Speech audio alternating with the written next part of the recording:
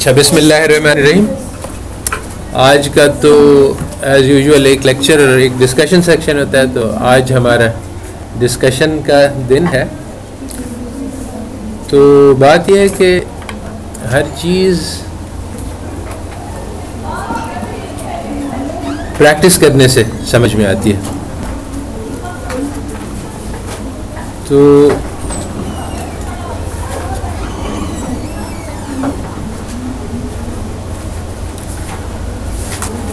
جو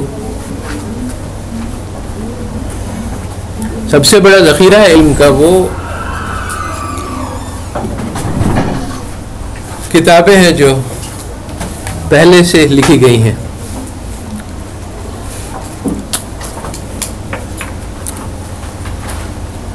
تو بیسیکلی ہمارے لیے بہت کافی ہے علم حاصل کرنے کے لیے کہ جو پہلے لوگوں نے کیا ہوا ہے اسی کو سمجھ لیں.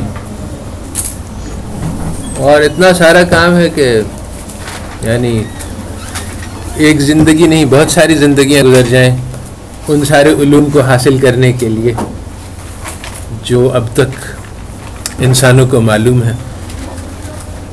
تو ہمارا زیادہ فوکس نہیں ہونا چاہیے کہ کوئی نئی چیز ڈیولپ کر کے، بلکہ علم حاصل کرنے کا سب سے جو اچھا اور ایفیشینٹ طریقہ ہے وہ یہ ہے کہ پڑھنا سیکھ جائیں. پڑھنا بھی سیکھنا پڑتا ہے کہ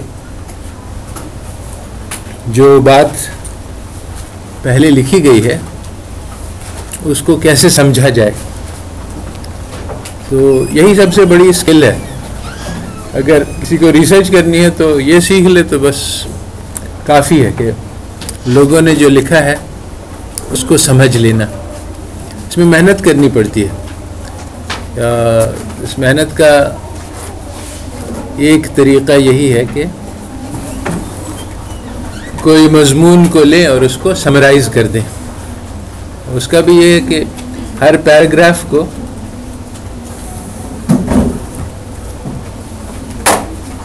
ایک جملے میں سمرائز کریں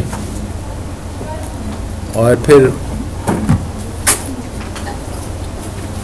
وہ پوری بات کو پھر سے ایک دو جملے میں سمرائز کر دیں. تو اس سے وہ نچوڑ نکالنا آتا ہے، اور یہ بہت اہم سکل ہے کہ کس آرٹیکل میں مضمون میں کہا کیا جا رہا ہے، اس کی ایسنس کیا ہے، اس کا مین آئیڈیا کیا ہے. یہ بات سمجھنا بہت ضروری ہے.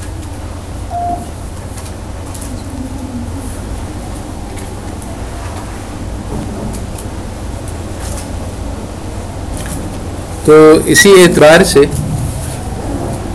آپ لوگوں کا جو نیکسٹ اسائنمنٹ ہے، جو منڈے کو ڈیو ہے، وہ یہ ہے کہ کوئی بھی ایک آرٹیکل اسلامک اکنامکس پہ، اس پہ میرے بہت سارے آرٹیکلس موجود ہیں ویب سائٹ پہ، اور اس کے علاوہ بھی you are not restricted to that, any article on Islamic economics اٹھا لیں اور اس کا 1 پیراگراف سمری تیار کریں. ایک پیراگراف لکھنا ہے جو کہ ایک سمری ہے کسی بھی آرٹیکل کی اسلامک اکنامکس میں.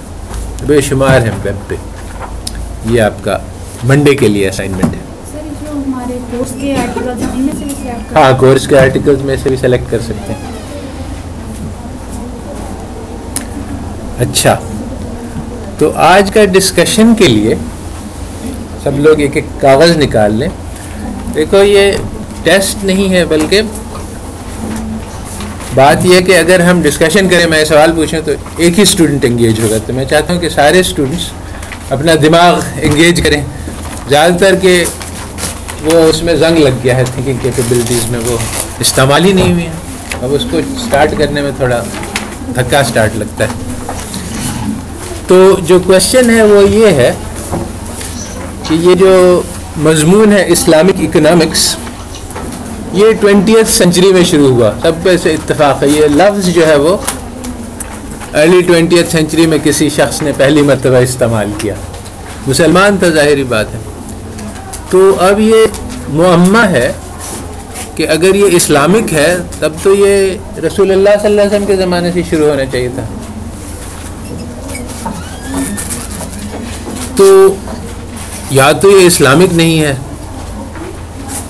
یا پھر اگر یہ اسلامک ہے تو یہ 20ویں صدی میں پہلی مرتبہ کیوں شروع ہوا؟ تو اس کے بارے میں نے ایکچولی پوری تفصیل سے یہ بات بتلائی ہے، مگر اب آپ لوگ اس کا جواب دیں کہ اسلامک اکنامکس 20th سینچری میں کیوں شروع ہوئی۔ ہر آدمی ایک پیراگراف لکھے، اس کے بعد پھر ہم اس میں سب لوگوں کو موقع ملے گا کہ اپنا دماغ لڑا کے سوچیں، تو پھر اس کے بعد جب ڈسکشن ہوگا تو پھر بات زیادہ واضح طور پہ سمجھ میں آئے گی۔ یہاں پہ ہم جو لکھوا رہے ہیں یہ اس سے مقصود امتحان نہیں ہے، مقصود یہ ہے کہ وہ جو مسلز ہیں، جو تھنکنگ مسلز ہیں، وہ ذرا استعمال میں آئیں۔ یہ اسلامک اکنامکس آخر 20th سینچری میں کیوں شروع ہوئی؟ تو شروع سے شروع ہو جانا چاہیے تھا اگر ایسی کوئی چیز ہے، یا تو ایسی کوئی چیز ہی نہیں ہے۔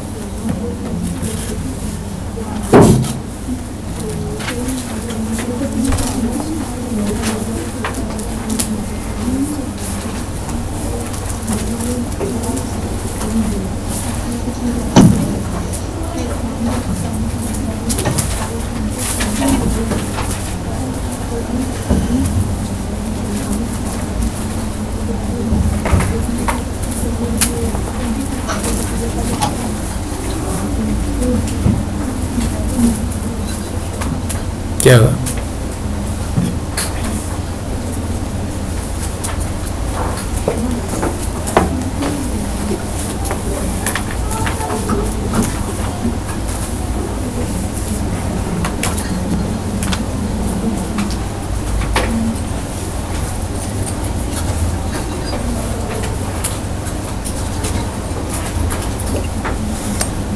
اپنا نام بھی لکھتے ہیں، میں سب لوگوں کے جواب یہاں پہ دیکھ تو نہیں سکوں گا، بعد میں دیکھوں گا کہ لوگوں کو کیا سمجھ میں آ رہا ہے کورس سے، تو اگلی بار اس کے حساب سے اپنا لیکچرز کو ماڈیفائی کرتا ہوں۔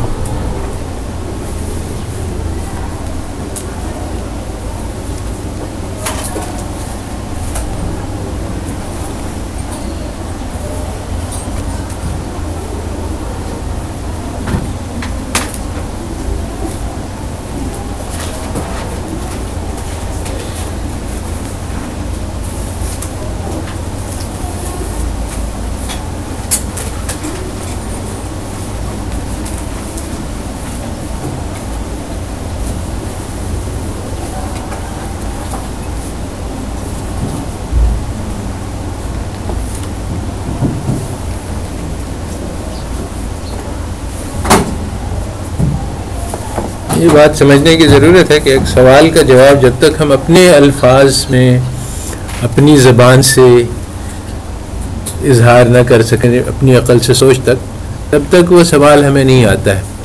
عموماً لوگ یہ سمجھتے ہیں کہ ٹیچر بتلا دے تو ہم سمجھ گئے۔ دس از ناٹ ٹرو۔ ٹیچر بتلا دے آپ یاد کر لیں، مگر وہ آپ نے بات سیکھی نہیں جب تک آپ اس کو خود سوچ کے اپنے الفاظ میں اس کا اظہار نہیں کر سکیں۔ اسی لیے یہ پلیجرزم جو ہے بہت خطرناک چیز ہے، کیونکہ نقل کر لیتے ہیں وداؤٹ عقل۔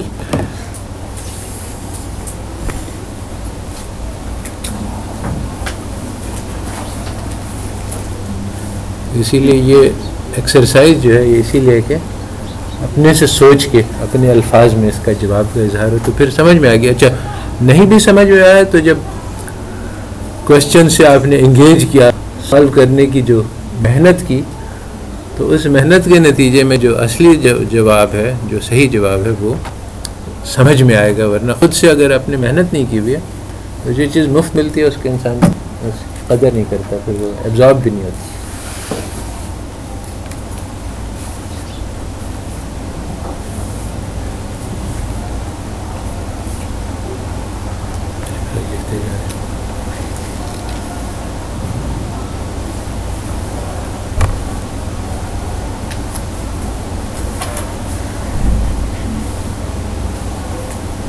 یہ دو کرسیاں کس کے اعزاز میں خالی ہیں؟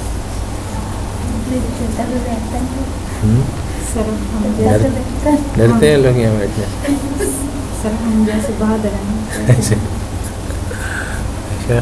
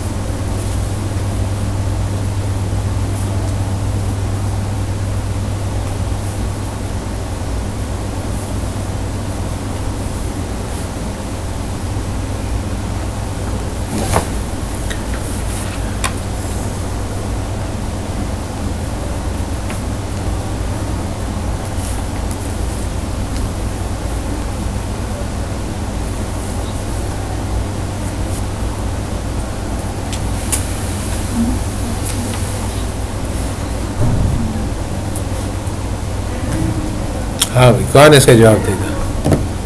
سب لوگوں کو بتلائے کہ کیا صحیح جواب ہے. آپ تیار ہیں؟ سر یہ جو ہے اسٹیٹمنٹ اسلامک اکنامکس جو ہے وہ 20th سینچری میں آگے اسٹارٹ ہوئی. ایسا نہیں ہے کہ بھئی آج سے 1400 سال پہلے اس کے بارے میں کوئی علم نہیں تھا یا کچھ. اسٹارٹ یہ تبھی سے ہو گئی تھی. صرف یہ ہے کہ لوگوں نے اس کی تعلیمات کو بھلا دیا اور پھر اس کے بعد سے پھر سے یہ مطلب کانسیپٹ اب جو علماء ہیں انہوں نے اس کو کھلا دیا. تو کہنے کا مطلب یہ ہے کہ ہر فیلڈ کے بارے میں گائیڈنس جو ہے وہ آج سے 1400 سال پہلے دے دی گئی تھی. مگر ٹھیک ہے, تو یہ بھلا دی گئی. پھر 20th سینچری میں کون سی ایسی بات ہوئی جو کہ سر یہ جو بزنس, ایک سیکنڈ آہستہ آہستہ, 20th سینچری میں کون سی ایسی بات ہوئی کہ اس وقت لوگوں نے اس کو پھر سے ایجاد کرنے کی ضرورت سمجھی؟ ایکچولی جو مسلم جو تھے جنہوں نے مطلب یہ سارا اکنامک سسٹم جو مسلم سوسائٹی میں پہلے پریپیئر کرتا تھا, وہ جو پرانے سارے تو مطلب آہستہ آہستہ وہ سارے مطلب صفحہ اسی سے مطلب کیا نا, جو لوگ جنہوں نے اس کو قائم کیا ہوا تھا. پھر جو نیولی لوگ تھے انہوں نے اتنی ریسرچ ہی نہیں کی سائڈ پہ کہ ہمارے ریلیجن ہمیں کیا کہتا ہے نا ان اکنامک اسپیکٹس کے بارے میں. وہ جسٹ جو ویسٹرن مطلب جو بناتا رہے رولز اینڈ ریگولیشن اس کو فالو کرتے رہے. فالو کرتے کرتے مطلب ان کا اتنا ہو گیا کہ ایک ٹائم پہ آ کے وہ اتنا مطلب وہ ہو گیا کہ یہ تو مطلب زیادہ ہی ہمیں مطلب غلط سائڈ کو لے کے جا رہے ہیں. جب انہیں یہ فیل ہونے لگا کہ یہ زیادہ مطلب یہ ہمارے لیے ہارمفل ہے یہ سسٹم, تو پھر انہوں نے مطلب سرچ کرنا اسٹارٹ کی کہ جی ہمارا اسلام ہمیں اسلامک سسٹم کے بارے میں کیا کہتا ہے. اچھا, تو پھر ہم نے ضرورت محسوس کی کہ ہاں ہمیں مطلب ہم اپنے ریلیجن سے ریلیٹڈ. اچھا, تو پہلے جواب یہ تھا کہ اسلام کی ٹیچنگز بھلا دی گئیں اور پھر ان کو پھر سے یاد کر لیا گیا. تو اس میں یہ ہے کہ ٹائمنگ کا جواب نہیں سمجھ میں آتا کہ 20th سینچری میں کیوں ایسا ہوا. دوسرا جواب, ایک سیکنڈ ذرا میں سمرائز کر دوں جو بات ہو رہی. دوسرا جواب یہ تھا کہ وہ بھلا دی گئیں, پھر آہستہ آہستہ ویسٹرن ٹیچنگز کو اڈاپٹ کر لیا گیا. پھر اچانک, اور یہ یہاں پہ سوال معمہ ہے کہ کس وجہ سے لوگوں کو احساس پیدا ہوا کہ یہ ٹیچنگ غلط ہے، چنانچہ انہوں نے پھر سے اسلام کی ٹیچنگ کو ریوائیو کیا. پھر بھی اس میں یہ ہسٹری نہیں سمجھ میں آتی کہ 20th سینچری میں کون سی ایسی بات تھی جو کہ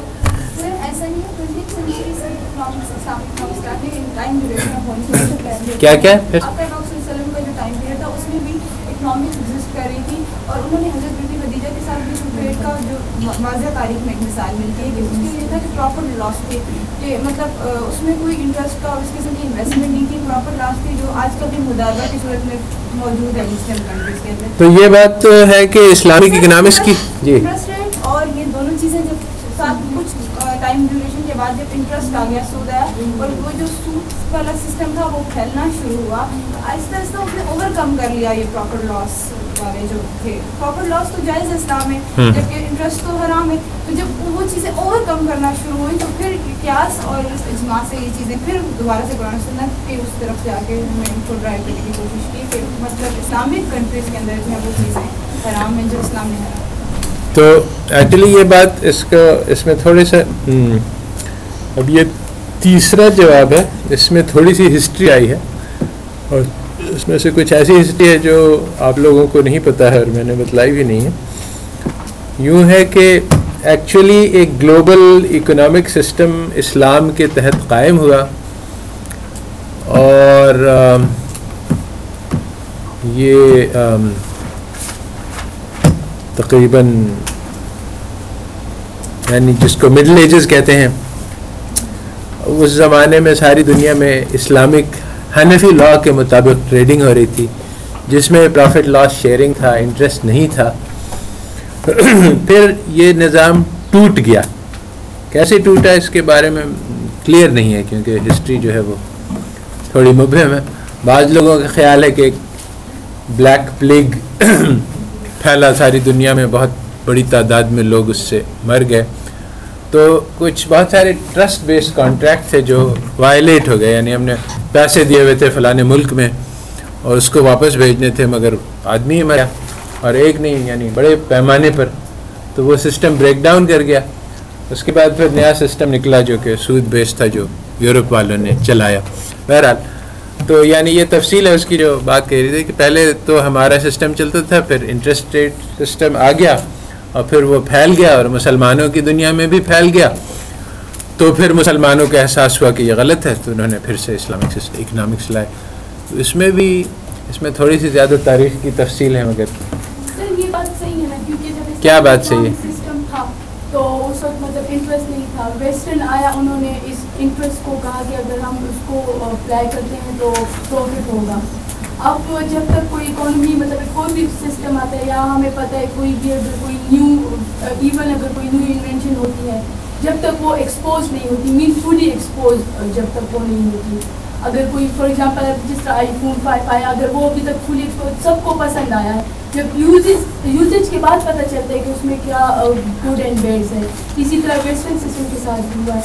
آج کل اگر ہم دیکھیں تو کیپٹلسٹ اکانومی میں مطلب پرسنل ویلفیئر کو ترجیح دی جاتی ہے.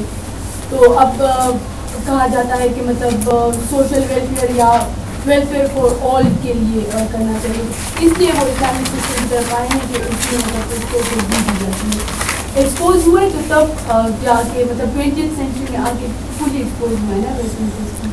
تو یہ کہہ رہی ہیں کہ کیپٹلزم کی جب برائیاں سامنے آئیں تو پھر لوگ اسلامک اکنامکس کو الٹرنیٹیو کے طور پہ لے کے آئے.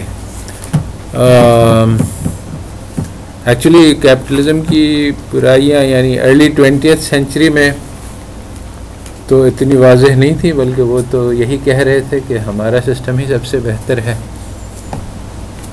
تو ہے اس میں کچھ حقانیت بھی، مگر پوری طرح سے یعنی یہ ایکسپلین نہیں کرتا ہے کہ یہ 20th سینچری میں ہی کیوں ہوا، اس سے پہلے کیوں نہیں ہوا، اس کے بعد کیوں نہیں ہوا. وہ پرٹیکولر تاریخ یعنی ارلی 20th سینچری 1940s میں پہلی مرتبہ یہ ٹرم استعمال کی گئی. جی ایک میل سائڈ سے کوئی جواب دینا چاہتا ہے؟ سر ورلڈ وارز کا بھی ہے کافی پلان. کس کا؟ ورلڈ وار 1 ہاں اس کے بھی پلانس ہیں. صرف پھر یہ بریٹن ووڈ سسٹم بھی بنا. تو یہ چیزیں ایسی بھی دنیا میں کہ جو مطلب was a sign of changes थी दुनिया में overall. सर मुस्लिम दुनिया में मेरे ख्याल में लेट इसलिए आया कि इज्तिहाद का जो अंसर है वो काफ़ी कम है मुस्लिम दुनिया में. मतलब it should have come a bit earlier, लेकिन लेट क्यों है क्योंकि इज्तिहाद नहीं है. उन्होंने अपने जो एडेप्टेशन नहीं की with the passage of time. This is what I ask. Sir दुनिया में ओवरऑल चेंजेस आ रही थी कि मतलब इस तरह के सिस्टम्स बन रहे हैं तो उसमें मतलब वो करना चाहिए था, लेकिन लेट इसलिए हुआ कि इज्तिहाद का अंसर नहीं.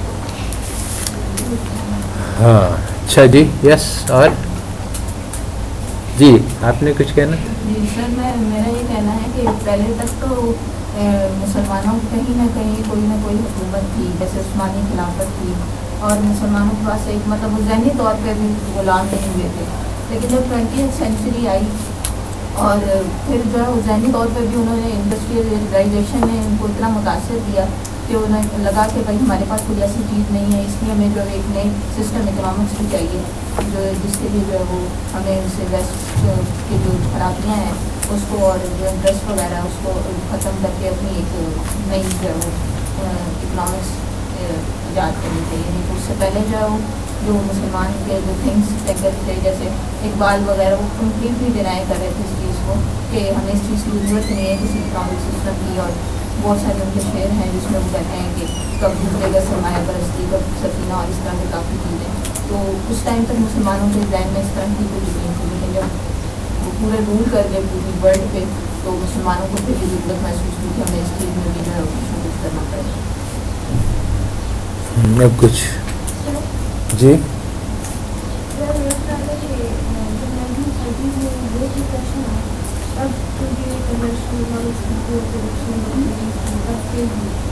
इसके बाद भी जो रिलेशनशिप तो मैं भी तब जो मुस्लिम स्कॉलर थे कॉलेज के उन्होंने सोचा कि मतलब इसके लिए क्या एक किस तरह से हमें इकोनॉमिक्स को डिफाइन करना चाहिए, कौन सी चीज़ें होनी चाहिए. तो तब उन्होंने अपनी जो इस्लामिक टीचिंग थी उसके अंदर उन्होंने कंसिडर किया तो उसको बाकायदा उन्होंने टर्म दे दी. टीचिंग पहले से मौजूद थी, तब उन्होंने उसको एक नाम दे दिया कि इस्लामिक इकोनॉमिक्स की. ये इन्होंने जो बात की ग्रेट डिप्रेशन और स्टैगफ्लेशन, ये दो बहुत इम्पोर्टेंट इवेंट्स थे वेस्टर्न इकोनॉमिक थ्योरी के डेवलपमेंट में, मगर इसका इस्लामिक इकोनॉमिक्स से कोई ख़ास इम्पैक्ट नहीं हुआ क्योंकि इस्लामिक वर्ल्ड को उनकी कोई ख़ास खबर भी नहीं हुई. यानी ग्रेट डिप्रेशन का इम्पैक्ट यूरोप पर अमेरिकन इकोनॉमिक्स पे हुआ, इस्लामिक इकोनॉमिक्स पे कोई ख़ास यानी मुसलमान ममालिक में उसका कोई ख़ास असर नहीं हुआ.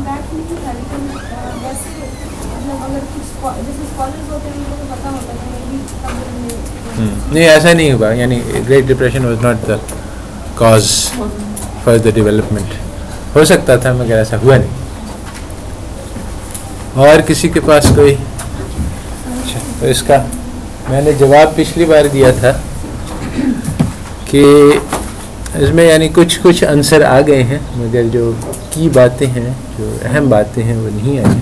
साइंस की डेवलपमेंट जब हुई थी तो साथ साथ वो रिलीजन से कंफ्लिक्ट आ गया था.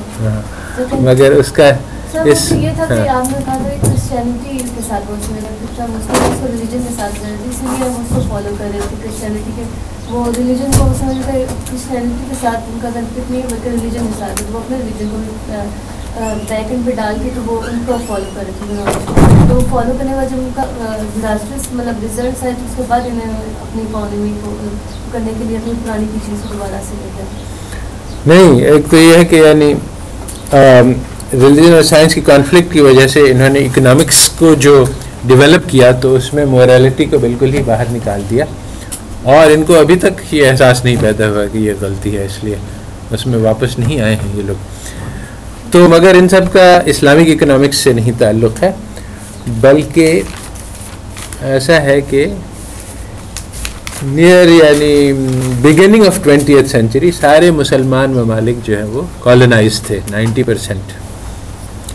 वहाँ अंग्रेज़ों का निज़ाम चल रहा था, मुसलमानों के जितने सारे इंस्टीट्यूशंस थे वो सब ख़त्म हो चुके थे.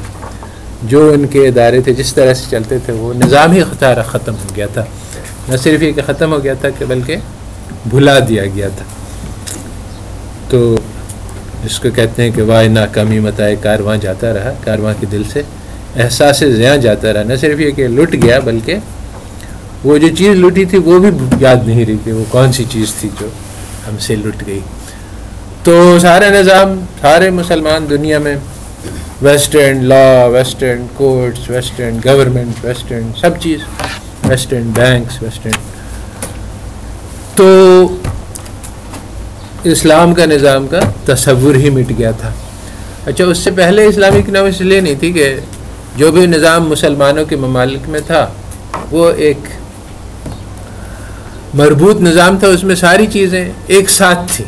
اور اسلام کی تعلیمات میں شروع سے اکنامکس کو الگ نہیں کیا گیا ہے. اور اس کی وجہ بھی ہے کیونکہ پیسہ جو ہے وہ بذات خود فی نفس ہی مطلوب نہیں ہے، بلکہ پیسہ ایک مینز ہے کسی اور کام کرنے کا.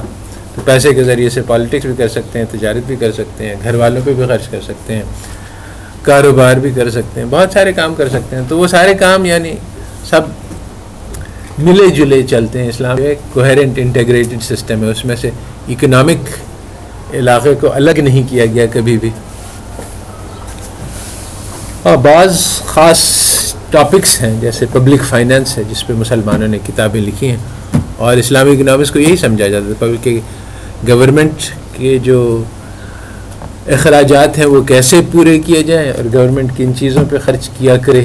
یہ اسلامی اکنامکس شروع سے موجود ہے، اور اس پہ موضوع پہ کتابیں کہ اس میں بعض فقہ اور شریعت کے اصول ہیں کہ گورنمنٹ کو یعنی لوگوں کے لیے کیا کرنا چاہیے اور اس کے لیے وہ پیسے کیسے لے سکتی ہے. ٹیکسیشن کے بارے میں کہ لوگوں سے یعنی کس بنیاد پہ پیسے وصول کیے جاتے ہیں. تو original meaning of Islamic economics in Islam جو کہ شروع سے موجود ہے، وہ آج کل اس کو پبلک فائنانس کہا جاتا ہے. مگر یہ ایشو نہیں تھا، بلکہ جو ایشو تھا 20th سینچری میں جو پیدا ہوا وہ یہ ہے کہ ایک تو 2 ورلڈ وارز ہوئیں. تو یہ 2 ورلڈ وار کی وجہ سے یورپ کی طاقت کو بہت نقصان پہنچا، اور آزادی کے موومنٹ شروع ہوئے ساری مسلمانوں کی دنیا میں جو سب کی سب زیر قبضہ تھی. وہ 1900 میں جہاں تک 90% واز انڈر آکیوپیشن، تو 1950s میں 90% واز فری. یعنی جو ممالک تھے مسلمان اس میں صرف 10% رہ گئے تھے جو پھر بھی کالونائز تھے.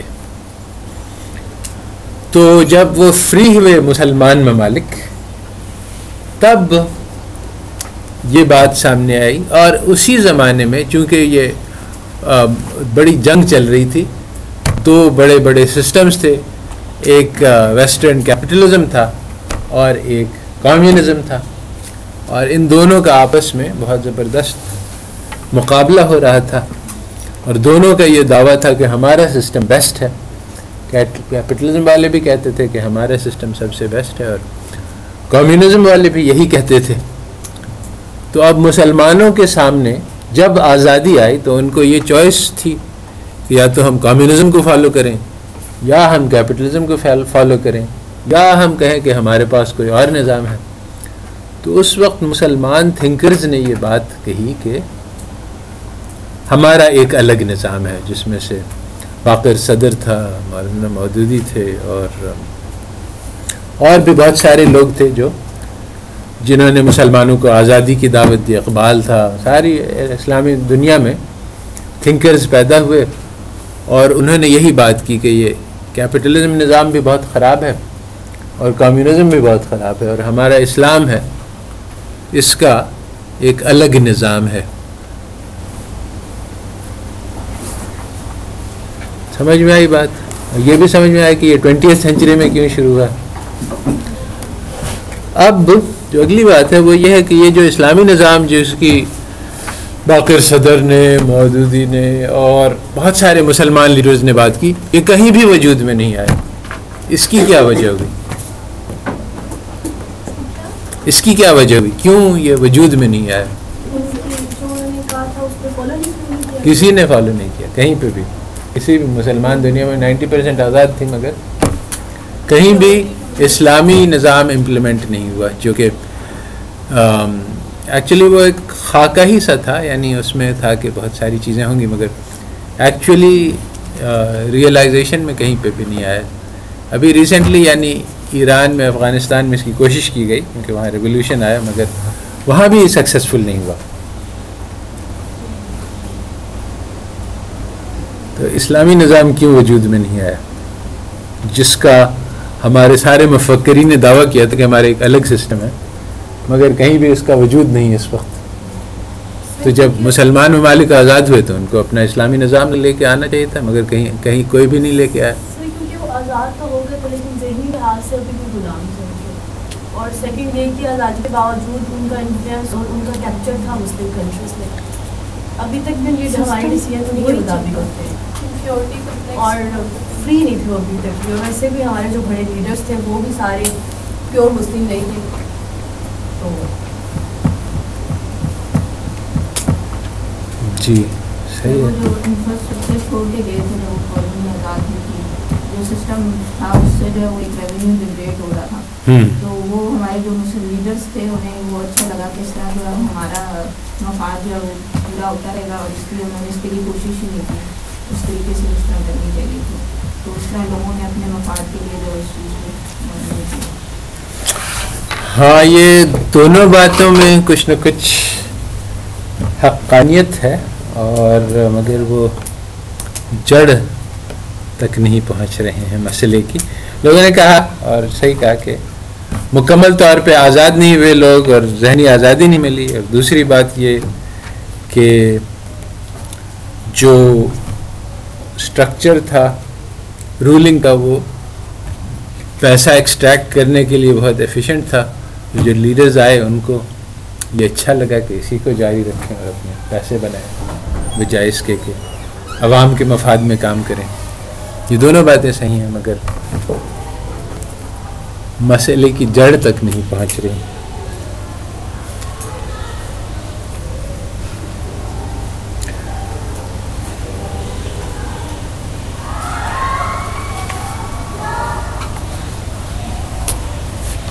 یہ کنیکٹ ہو گیا، کوشش کر رہی ہے، اسی کا میں انتظار کر رہا ہوں کیونکہ وہ جو اگلی بات ہے یہ بہت اہم ہے اور عام طور پہ لوگوں کو معلوم نہیں.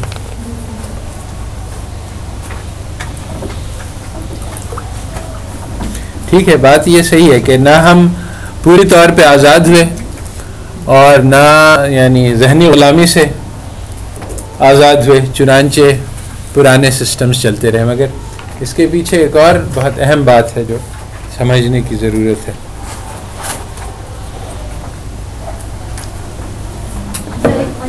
ہاں مطلب سر اس میں یہ بھی تھا کہ جو ہمارے اسلامی اکانومسٹ تھے انہوں نے اپنی جو ہے انہوں نے یہ سوچا کہ ہم جا کے اپنی ایجوکیشن جو ہے وہ پہلے دیکھیں گے ان کا سسٹم کیا رہتا ہے. انہوں نے ویسٹ میں جا کے ایجوکیشن حاصل کی تو اس وجہ سے وہ اس سے بہت زیادہ محروم ہو گئے. انہوں نے کہا کہ ہمیں ویسٹ کو بھی فالو کرنا چاہیے اور وہ چیزیں ہیں جو اسلام کے اکارڈنگ ہے. انہوں نے اس میں جو ہے زکوٰۃ کو ایڈ کر دیا اور انٹرسٹ کو مائنس کر دیا.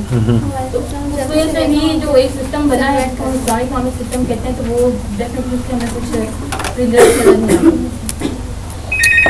ہاں یہ بات صحیح ہے تمہاری، مگر یہ نتیجہ ہے سبب کا اور سبب نہیں ہے.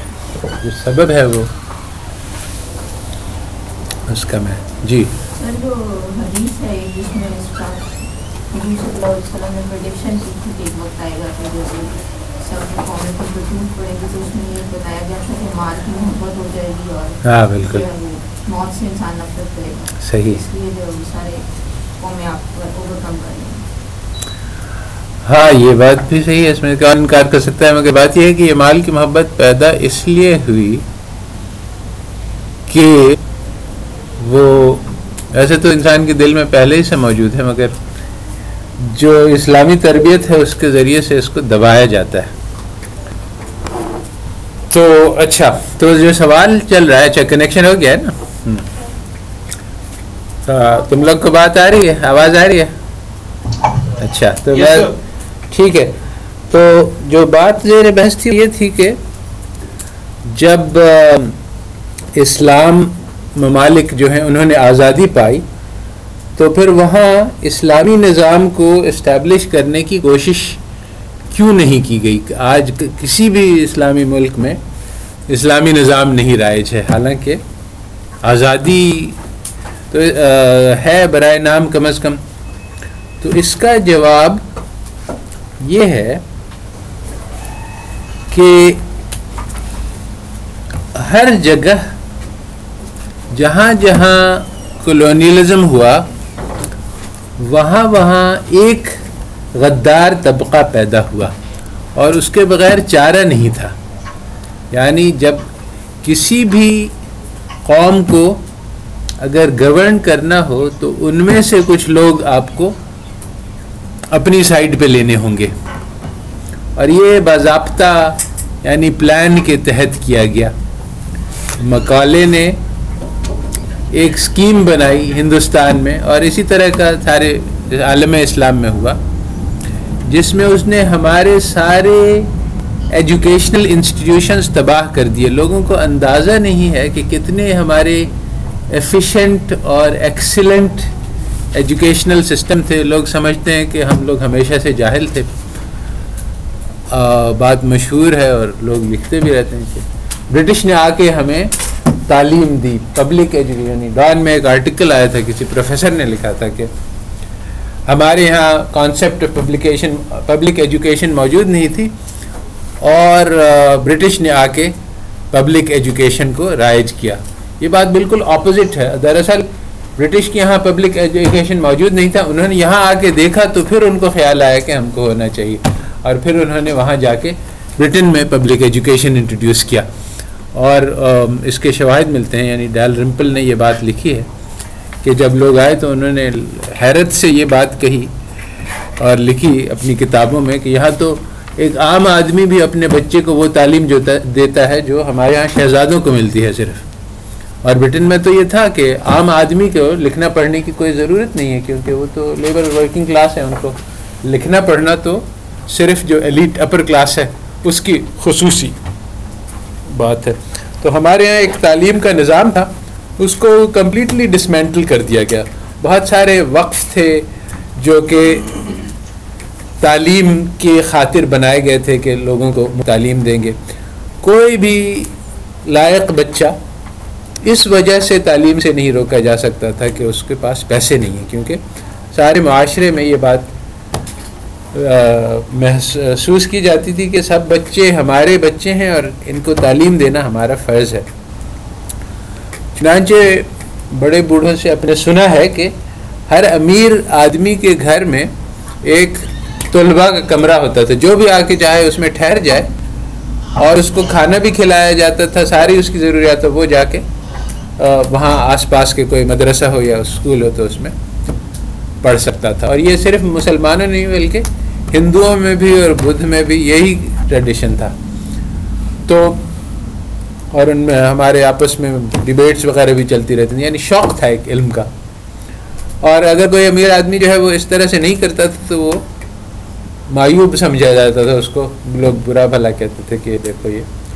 تو یہ آئیڈیا کہ پورے معاشرے کو اسٹوڈنٹس کو سپورٹ کرنا ہے، جو بھی پڑھنا چاہے وہ اس کے لیے اس کو پورے معاشرے کو اس کی مدد کرنی ہے، یہ ویل نون تھا. اگر کوئی آدمی اس خیال سے نکلتا کہ اچھا وہ لکھنؤ میں ہے یا کہ بنارس میں ہے کہ مجھے دہلی جانا ہے، وہاں جا کے کچھ سیکھنا ہے، تو ہی کوڈ جسٹ گو. اس کو جیب میں پیسے نہیں رکھنے پڑتے تھے.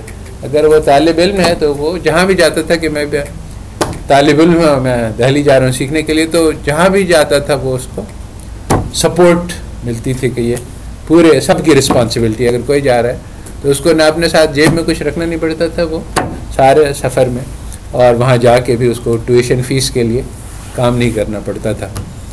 تو یہ کانسیپٹ تھی. مگر یہ سارے نظام ختم کر دیا گیا.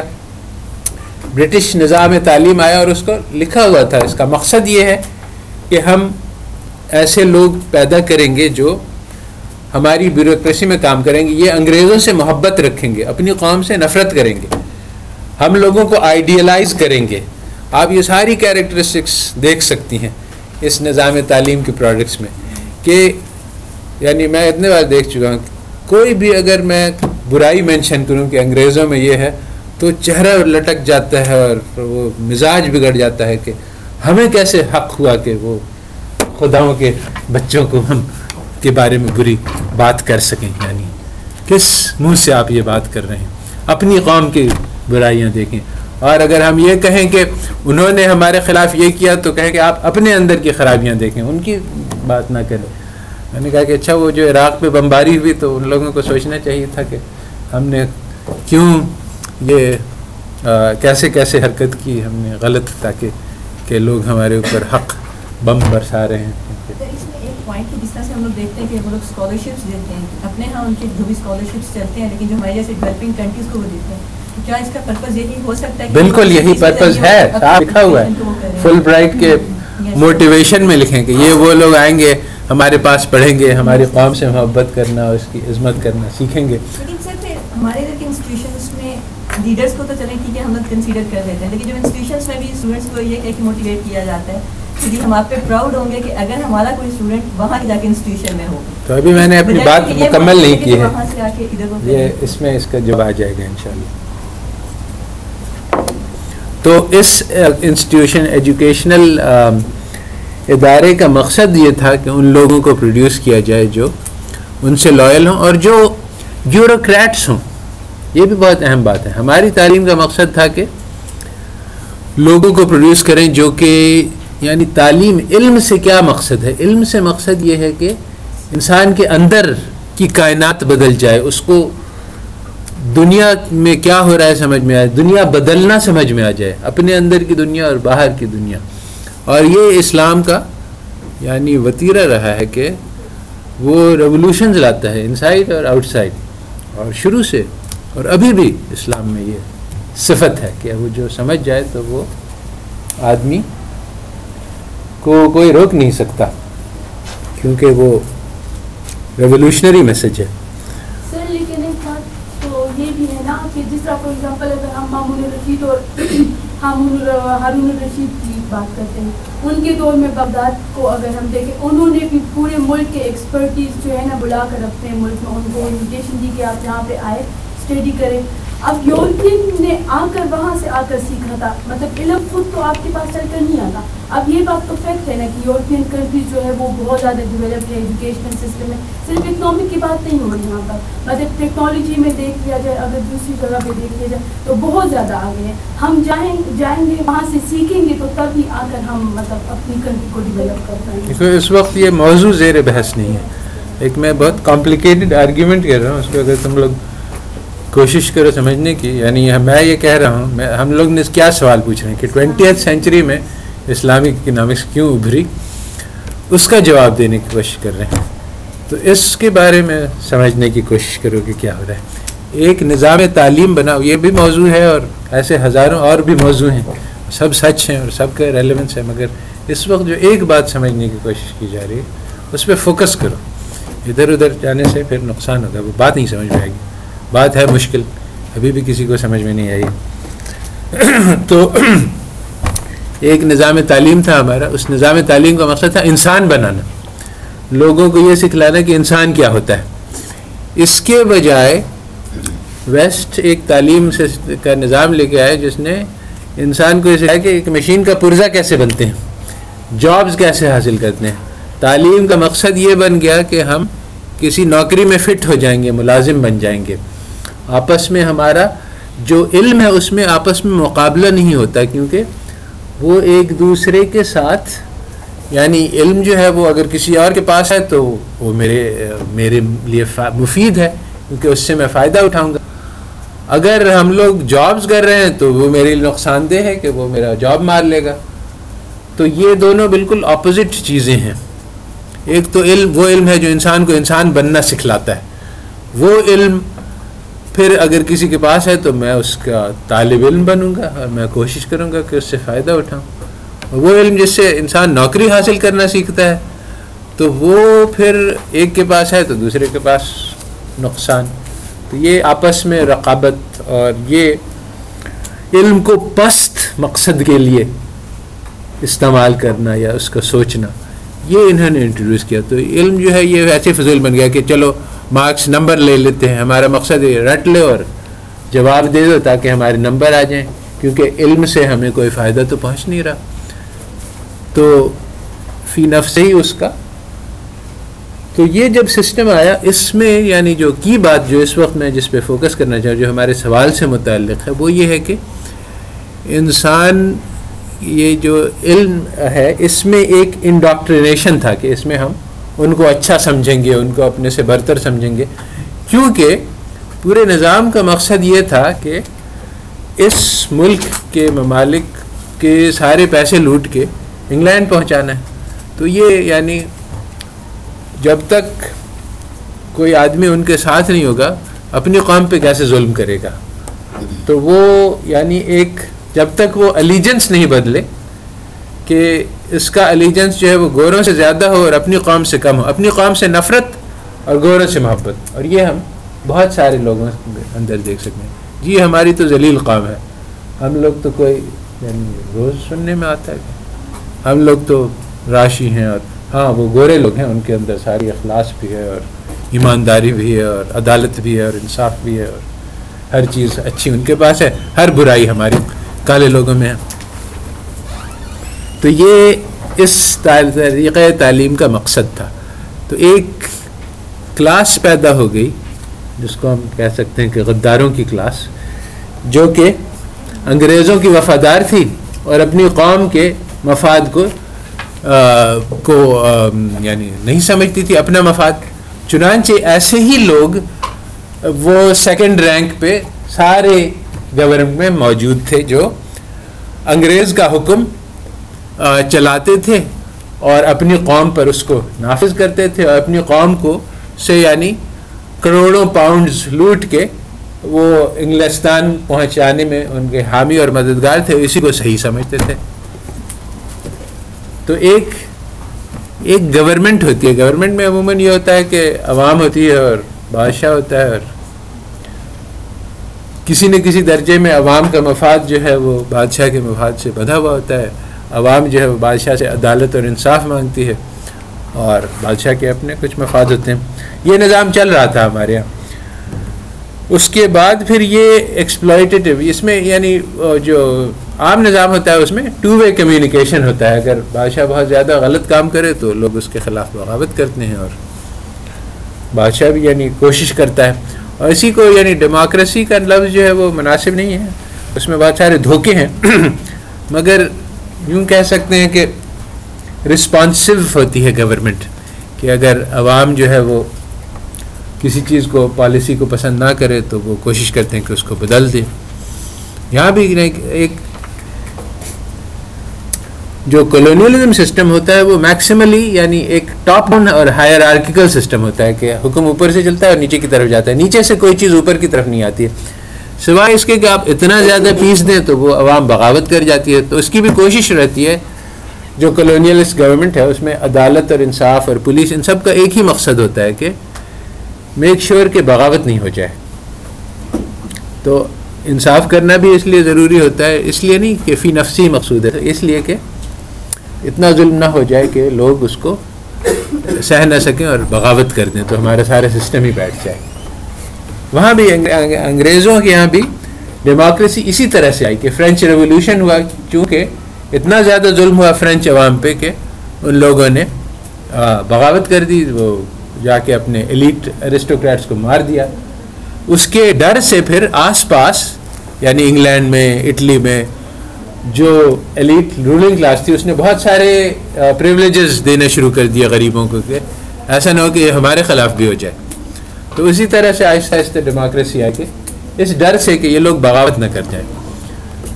تو کولونیلزم نظام ایسا ہی تھا، ٹاپ ڈاؤن ہائرارکیکل، اور وہ جب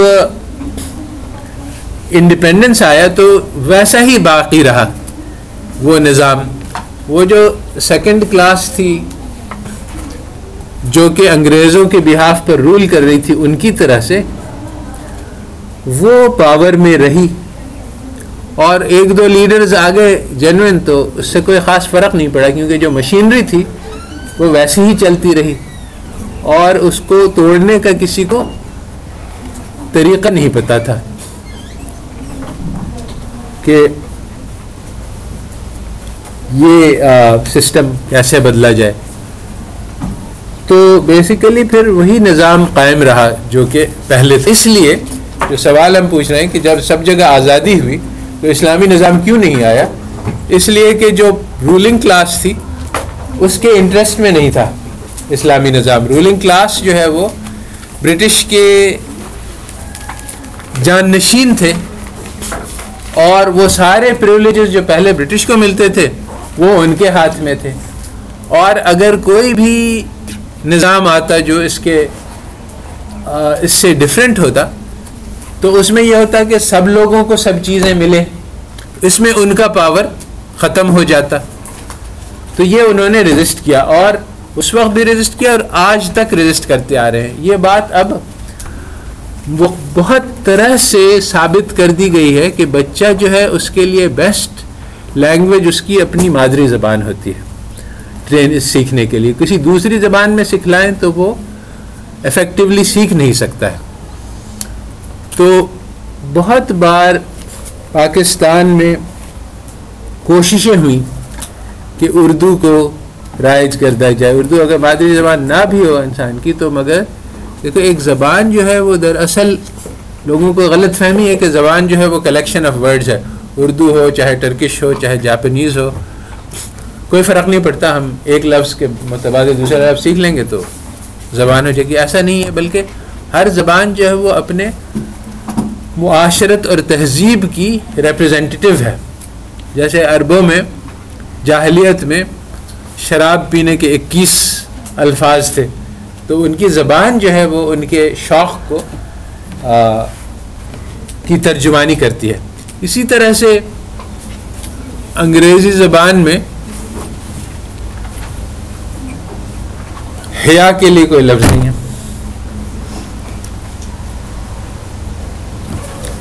اور بہت سارے ایسے کانسیپٹس ہیں اسلام کی کا کوئی لفظ نہیں ہے. تقویٰ کے لیے کوئی لفظ نہیں ہے, خشوع اور خضوع کے لیے کوئی لفظ نہیں ہے اور بہت ساری چیزیں.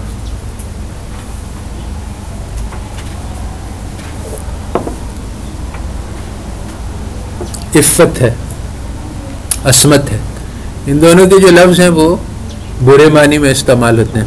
یعنی جس چیز کو ہم اچھا سمجھتے ہیں اس کو برا سمجھتے ہیں. وہ لفظ جب بولا جائے گا تو وہ جس کانٹیکس میں بولا جائے گا اس میں جو پڑھے گا اس کو وہ سمجھے گا کہ اچھا یہ کوئی بری چیز ہے اور ہمارے یہاں چیز ہے. تو وہ زبان وہ لفظ نہیں ہے بلکہ وہ ایک معاشرہ ہے, ایک سوچنے کا طریقہ ہے جو یہاں نہیں ہے موجود اس وقت. تو اس زبان کو سیکھنا کوئی آسان بات نہیں, کیونکہ وہ زبان سیکھنے سے مراد یہ ہے کہ وہ معاشرت سیکھنا. اس لیے یعنی دوسری زبان اردو سیکھنا نسبت آسان ہے کیونکہ وہ کلچر میں ہے موجود اور نہیں تو یعنی بہت سارے ماڈل ہیں. بہرحال یہ بات تو پائے ثبوت تک پہنچ گئی. یونائٹڈ نیشنز کی بہت ساری اسٹڈیز ہیں کہ اور بھی بہت سارے لوگوں نے کہ best language for education is mother tongue. جو ممالک ترقی کیے ہیں, کوریا, جاپان, چائنا, ان سب نے اپنی زبان میں ترقی کی ہے. یہ نہیں کیا کہ زبان یعنی سارے کروڑوں لوگوں کو کہا کہ تم جا کے انگریزی سیکھو پہلے پھر تعلیم حاصل کرو. اگر ہم یہ شرط لگائیں گے تو وہ انگریزی سیکھنے والی بات پہ تو 90% وہیں پہ اڑ گئے. اب جو ہے وہ قوم میں جو اتنے سارے ہیرے جواہرات بچے پڑھے ہوئے ہیں جن کے پاس یعنی بے شمار صلاحیتیں ہیں, استعداد ہے, وہ سب کو ایکسیس ہی نہیں ہے کہ تعلیم تک پہنچ سکیں. تو یہ جو رولنگ کلاس ہے یہ اس کو ابھی طارق رحمان نے کتاب لکھی ہے ڈینیزنز آف ایلین ورلڈز کے مختلف دنیاؤں کے باشندے, جیسے مریخ کا باشندہ ہو اور ایک زہرہ کا اور ایک دنیا کا, تو ان دونوں کا آپس میں کوئی تعلق نہیں. تو اس نے یہ بتلایا ہے کہ جو ہماری رولنگ کلاس ہے وہ گھر میں انگریزی بولتی ہے, اردو بولنے میں اس کو مشکل محسوس ہوتی ہے, ٹوٹی پھوٹی اردو بولتی ہے. ان کی طریقے معاشرت, سوچنے کا طریقہ, کھانے پینے کا طریقہ, سب چیز ان کی محبت, عقیدت, سب چیز عوام سے مختلف ہے. یعنی گویا ایک الگ قوم ہے. تو ہماری جو ایلیٹ اپر کلاس ہے وہ ایکچولی ابھی بھی انگریزوں کی نمائندہ ہے. مگر آج اس کے بارے میں خاصی کنفیوژن. پہلے تو وہ سب گورے تھے تو ہمیں نظر آ جاتا, تو یہ نقصان تھا اس طرح سے کہ ریولوشن کو آرگنائز کرنا آسان تھا. اب جو ہے جس طرح سے انگریزوں نے اپنے لیے ایک سیکنڈ کلاس پیدا کی جو ان کو اسسٹ کرتی ہے رول کرنے میں, اسی طرح سے یہ جو ہماری رولنگ کلاس ہے اس نے ایک کافی بڑی سیکنڈری کلاس پیدا کی ہے غداروں کی. مگر اب یہ والے لوگ جو ہیں یہ یعنی دیندار بھی ہیں اور ہر طرح سے یعنی عوامی بھی ہیں, انگریزی بھی نہیں بولتے اور رولنگ کلاس کو مدد کر رہے ہیں. تو اب دھوکہ یہ ہوتا ہے کہ اچھا یہ طبقے میں یہ تو ہمارے جیسے لوگ ہیں, یعنی ان میں اتنے ہمارے نمائندے موجود ہیں عوام کے کہ وہ سٹینڈ آؤٹ نہیں کرتے. اس کو تھوڑا سا زیادہ تفصیل سے دیکھنا پڑتا ہے کہ اچھا اسٹرکچر ایسا ہے کہ اب یعنی پہلے تو یہ تھا جب انگریز رول کر رہے تھے تو جو سیکنڈ کلاس تھی اس میں سارے انگریزی بولنے والے تھے اور سارے ان کے وفادار تھے. کوئی بھی یعنی عوامی بندہ تک نہیں پہنچ سکتا تھا اپنی قوم کا وفادار. اب جو ایسا نہیں ہے, بلکہ جو سیکنڈ کلاس ہے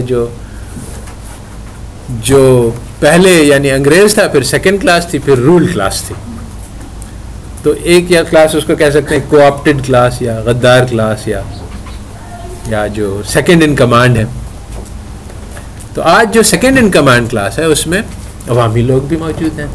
تو اگر ہم ruling class as a whole کو دیکھیں تو اس میں ہر طرح کے لوگ مل جائیں گے. تو یہ بات جو میں کہہ رہا ہوں وہ لوگ کہیں گے نہیں یہ غلط ہے, ہم فلانا آدمی جانتے ہیں وہ سیکریٹری بھی ہے, دیندار بھی ہے اور قوم کا وفادار بھی ہے, ایسے لوگ ہوں گے. تو یہ آج کل جو رول ہے پھر بھی وہی ہے کہ تو اس لیے یہ جو سوال ہم نے پوچھا تھا کہ اسلامی نظام کیوں امپلیمنٹ نہیں ہوا, اس کا جواب یہ ہے کہ وہ نظام اس میں دو باتیں ہیں. ایک تو یہ کہ آفٹر یعنی فریڈم زیادہ تر وہ سسٹم ویسا ہی رہا, جو رولنگ کلاس تھی جو بیوروکریٹس تھے وہ وہی رہے اور پھر سسٹم ویسا ہی چلتا رہا. تو جو لوگ تھوڑے بہت تھے جو چاہتے تھے چینج کرنا ان کے پاس پاور نہیں تھا. جن لوگوں کے پاس پاور ملا آفٹر انڈیپینڈنس ان کے انٹرسٹ اسی بات میں بندھے ہوئے تھے کہ یہی نظام جاری رہے.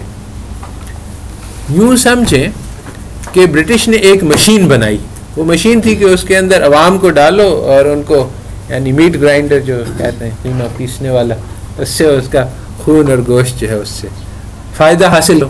اور یہی بات چلتی آئی, یعنی کولونیزم میں کروڑوں پاؤنڈز ہر سال یہاں سے نکل کے برٹن چلے جاتے تھے. اب جب وہ چلے گئے تو یہ مشین تو وہی موجود تھی کہ جو عوام کو چوس کے ان سے کروڑوں پاؤنڈ نکال لیتی تھی. رولنگ کلاس ڈفرینٹ تھی. اب رولنگ کلاس کے سامنے یہ تھا کہ اچھا چلو ہم اس مشین کو بند کر دیں اور عوام کو جو ہے وہ کروڑوں پاؤنڈز کے فائدہ پہنچا دیں, یا یہ ہم کروڑوں پاؤنڈز خود کھا جائیں بجائے اس کے کہ برٹش کو بھیجیں. تو کیا خیال ہے انہوں نے کیا کیا؟ ہر عقل مند آدمی جانتا ہے اس کا جواب. جب اتنا بڑا مفاد سامنے ہو تو انسان یہ نہیں کہہ سکتا کہ ٹھیک ہے جانے تو کروڑوں کو, میں بھی دال روٹی کھاؤں گا اور عوام بھی دال روٹی کھا لیں. تو ایسا ہوا نہیں, اور نہ ایسا ہونا بھی مشکل ہے. کچھ لوگ تھوڑے بہت مخلص تھے, انہوں نے تھوڑی بہت کوشش کی, ہاتھ پاؤں مارا, مگر جو بہت بڑا طبقہ تھا وہ اس نے کہا کہ بھائی ہم اپنے انٹرسٹ کو ریزرو رکھیں. تو یہ مشین ویسے ہی چل رہی ہے, عوام سے ویسے ہی پیسے ایکسٹریکٹ کیے جا رہے ہیں. آج بھی پاکستان میں اتنی نیچرل ریسورسز ہیں کہ کوئی اور ملک نہیں ہوگا ہمارے مقابلے کا. اور آج بھی اگر یعنی صرف یہ بات ہم لوگ طے کر لیں کہ بھائی سب لوگ برابر کے شریک ہیں اس ملک میں, تو ملک کی قسمت بدل جائے. ہر آدمی کے پاس آرام سے رہنے سہنے کا پیسہ ہو, کسی کو بھوکا مرنا نہیں پڑے اور کسی کو خودکشی نہیں کرنی پڑے کہ اس کو روزگار کی طلب نہیں.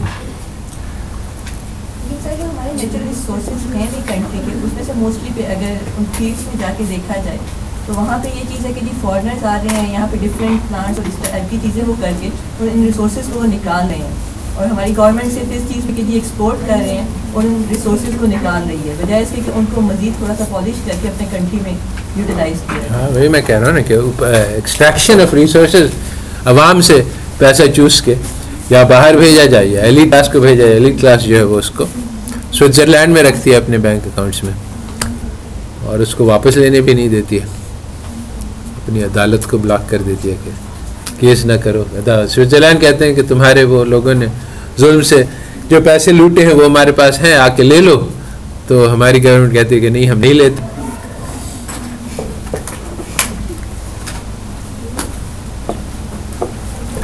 تو یہ دوسرا جواب سوال تھا کہ اسلامی نظام کیوں نہیں آیا. اب تیسرا سوال یہ ہے, اس کا جواب سمجھ میں آ گیا. اب تیسرا سوال یہ ہے کہ جو اسلامک اکنامکس 1970s میں شروع ہوئی, وہ اس اسلامک اکنامکس جو ہمارے پہلے جنریشن والوں نے پیش کی تھی کہ ہمارے پاس ایک نظام ہوگا جس میں عدل ہوگا, انصاف ہوگا, سب لوگوں کو کی فلاح اور بہبود اس میں ہوگی, وہ اس سے اور اس اسلامک اکنامکس جو 70s میں شروع ہوئی, اس میں ان دونوں میں آپس میں کوئی جوڑ ہی نہیں.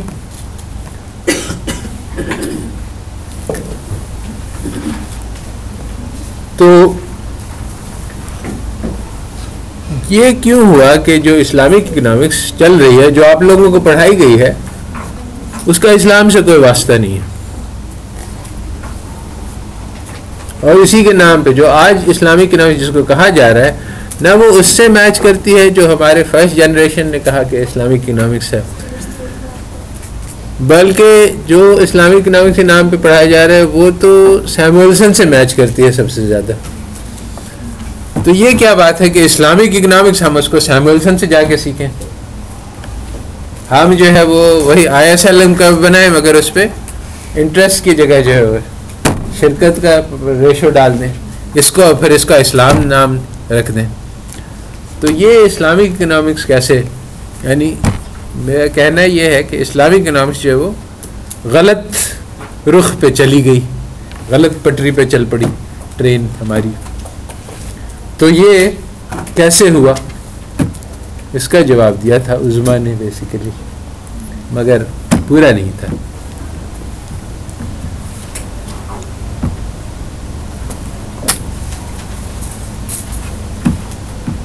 بات یہ ہے, ہاں بتلائیں کسی کو,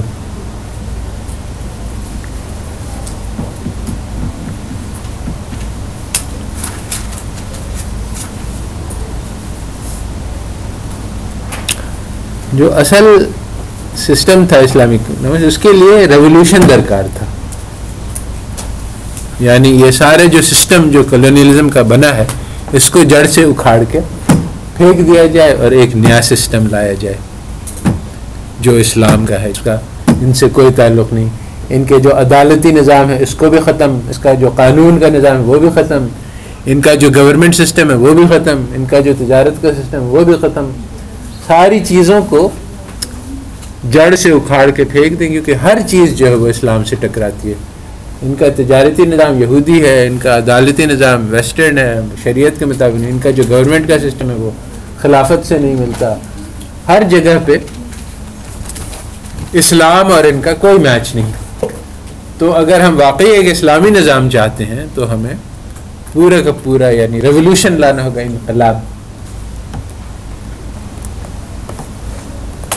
تو وہ ریولوشن کے بھی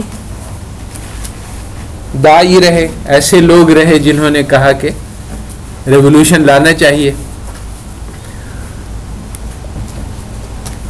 مگر وہ کم تھے.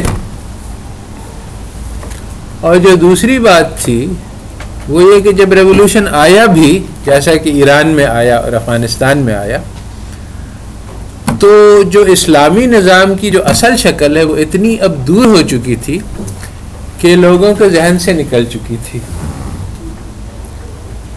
اور بہت سارے پریکٹیکل رکاوٹیں تھیں اس کو قائم کرنے میں. اس کا تذکرہ ہے میرے ایک آرٹیکل میں جو آگے لیکچرز میں ہے. تو وہ ریولوشنری اپروچ کے یعنی دو نقصانات ہیں. ایک تو یہ ہے کہ ریولوشن کرنا بہت مشکل ہے, وہ کر لیا تو پھر کیا کریں گے, یہ بھی ایک بہت بڑا مسئلہ ہے, کیونکہ دراصل اسلامی ریولوشن صرف یعنی اسٹرکچرل نہیں ہے کہ اوپر سے لا دیا جائے, بلکہ اسلامی ریولوشن جو ہے وہ دلوں کے اندر سے آتا ہے. تو سب سے پہلے ضرورت ہے کہ انسان یعنی اگر سارے یعنی ہم ایک اسلامی ریولوشن یو ایس اے میں لے آئیں تو اس کا کوئی فائدہ نہیں ہے. جب انسانی مسلمان نہیں ہے تو آپ اس کے اوپر اسلامی حکومت قائم کر کے کیا کر لیں گے, کوئی فائدہ نہیں. یہی مسئلہ سید اسماعیل شہید کے ساتھ ہوا کہ انہوں نے اسلامی ریولوشن لانے کی کوشش کی اور انہوں نے دعوت اور تبلیغ بھی پھیلائی اور وہ لوگوں کو بدلنے کی بھی کوشش کی, مگر وہ پوری نہیں تھی. یعنی انہوں نے مس جج کر دیا اس بات کو کہ لوگ تیار ہیں اسلام کے لیے. تو جب انہوں نے اس کو مس جج کیا تو جب انہوں نے شریعت لاگو کی تو وہ لوگ جو پشاور میں ان کے علاقے میں جہاں پہ تھے وہ اس کے خلاف ہو گئے, کیونکہ جو اسلام کی جو شریعت تھی وہ ان کے ٹریڈیشنز کے خلاف تھی جو ان کے ہاں چلے آ رہے تھے. باپ دادا کا جو دین تھا وہ ٹکرا گیا اسلام سے, اور جب ٹکرایا تو لوگوں نے اپنے باپ دادا کے دین کو پسند کیا اور اسلام کو ریجیکٹ کر دیا. ان کے خلفاء جو بھیجے تھے شریعت کے لیے ان کو قتل کر دیا اور شریعت کے خلاف بغاوت کر دی. وہ ریولوشن فیل ہو گیا. آج بھی یہی ہوگا, اگر ہم پاکستان میں شریعت کو نافذ کر دیں تو لوگ بغاوت کر دیں گے کہ نہیں ہمیں یہ سسٹم نہیں چاہیے, ہمیں تو ویسٹرن سسٹم کرپٹ والا چاہیے. تو شریعت کو نافذ کرنا جو ہے وہ پہلے انسان کے دلوں پہ نافذ کریں, اس کے بعد پھر جو ہے وہ ایکسٹرنل فارم میں آئے گا. اور اس کے ریورس کریں گے تو اس کا نقصان یہی ہوگا.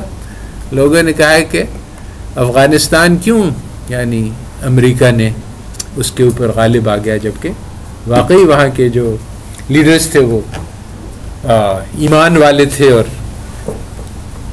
وہ واقعی یعنی بہت اچھا کام کر رہے تھے اسلام کے اعتبار سے بہت طریقے سے, اس لیے کہ وہ تو مائنورٹی میں تھے اور عوام جو ہے وہ شریعت کے فیور میں نہیں تھی. تو اگر شریعت کو نافذ کر دیا گیا اور پھر عوام اس سے بغاوت کرتی ہے تو یہ تو اللہ کا عذاب فوراً آ جاتا ہے اس پہ, کیونکہ آپ نے اللہ تعالیٰ کے قانون کو پسند نہیں کیا. ٹھیک ہے پھر اپنی پسند سے کرو. تو اس لیے شریعت کو نافذ کرنا جو ہے یہ بہت خطرناک کام ہے. اگر عوام جو ہے اس کے لیے اس پہ راضی نہیں ہے تو اس کا پھر بہت زبردست نقصان پیدا ہوتا ہے. سب سے پہلے یہ ہے کہ عوام راضی ہو کہ ہم شریعت چاہتے ہیں, اس کے بعد پھر شریعت کو نافذ کرنا چاہیے. اگر زبردستی شریعت کو نافذ کر دیا جائے گا اور عوام اس کے خلاف بغاوت کرے گی تو اس سے فائدے کے بجائے الٹا نقصان ہو جائے گا. تو بیسیکلی بہت سارے لوگوں نے اس بات کو جج کیا کہ یہ انقلاب کا طریقہ جو ہے وہ ممکن نہیں ہے. تو پھر انہوں نے انقلاب کے بجائے یہ سوچا کہ اسی سسٹم کو یعنی کہتے ہیں ریولوشن کے بجائے ایوولوشن, اس کو آہستہ آہستہ بدل کے تدریجی طور پہ درجہ بدرجہ اسلام تک پہنچایا جائے. تو یہ اسکیم جو ہے کہ ایگزسٹنگ سسٹم کو ماڈیفائی کر کے اس کو اسلامائز کیا جائے بجائے اس کے کہ ریولوشن لایا جائے, یہ زیادہ تر لوگوں نے اس کو قبول کیا اور ایکسیپٹ کیا اور کہا کہ یہی صحیح اسٹریٹجی ہے. یہ بہت ایک اہم بات ہے کہ ریولوشن کی ضرورت نہیں ہے, یا ریولوشن بعض لوگوں نے کہا کہ ریولوشن کی ضرورت نہیں ہے, بعض نے کہا کہ ضرورت تو ہے مگر ہو نہیں سکتا ہے, پریکٹیکل نہیں ہے. تو یہ دونوں باتیں اور ایک گروپ تھا بہت چھوٹا سا جس نے کہا کہ نہیں یہ تدریجی سسٹم نہیں چلے گا اور ہمیں ریولوشن ہی لانا پڑے گا اور ریولوشن ہی سے کام بنے گا. تو اس کو تو ہم الگ رکھ دیں، اس کا بھی اپنا مسائل ہیں، مگر جو تدریجی گروپ تھا یہ غالب آ گیا. اس کی وجہ سے موجودہ اسلامک اکنامکس کی شکل ہے جو آج ہے، کیونکہ جو ہمارا فرسٹ جنریشن تھا وہ تو ریولوشنری والا تھا، یعنی وہ کہہ رہے تھے کہ ہم سارے نظام کو توڑ دیں گے اور نیا نظام لے کے آئیں گے، مگر ایکچولی جب لبریشن ہوا، جب آزادی آئی تو ایسا ہوا نہیں کہ ریولوشن آیا. صرف آزادی تو مل گئی مگر ریولوشن نہیں آیا، وہ نظام وہی چلتا رہا، وہی کورٹس اور وہی لاز اور وہی سسٹم آف گورنمنٹ. بس وہ جو وائس رائے تھا اس کے گورا تھا تو وہ کالا ہو گیا، اس کے علاوہ کوئی فرق نہیں ہوا. تو اب وہ ریولوشن جب نہیں آیا تو لوگوں نے اسٹریٹجی کو شفٹ کر لیا.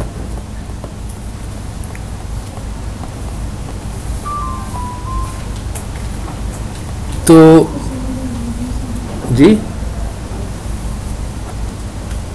تو اس اسٹریٹجی شفٹ کی وجہ سے جو سیکنڈ جنریشن اسلامک اکنامکس ہے وہ سیم نہیں ہے. First generation Islamic economics revolutionary ہے اور سیکنڈ جنریشن ایوولوشنری ہے. وہ کہتی ہے کہ آہستہ آہستہ موجودہ نظام کو لے کے چلیں اور اس کو اسلامائز کریں. تو اس میں کیا خرابیاں پیدا ہوئیں اس کو میں نے بتلایا تھا. یہ آپ بتلائیں کہ یہ جو سیکنڈ جنریشن ہے یہ کیوں غلط راہ پہ چل پڑا جب اس نے سٹیپ بائی سٹیپ ماڈیفیکیشنز کا پلان بنایا. تو اس میں پھر کیا مسائل پیدا ہے. جو موجودہ اسلامک جو آپ لوگوں کو پڑھائی گئی ہے یہ سرے سے یعنی الف بے سے غلط ہے. یہ کیوں ایسا ہوا اس کا میں نے کئی بار بات بتلائی ہے. میں دیکھنا چاہتا ہوں کہ کتنے آپ لوگ سمجھے، کتنی بات آپ تک پہنچی.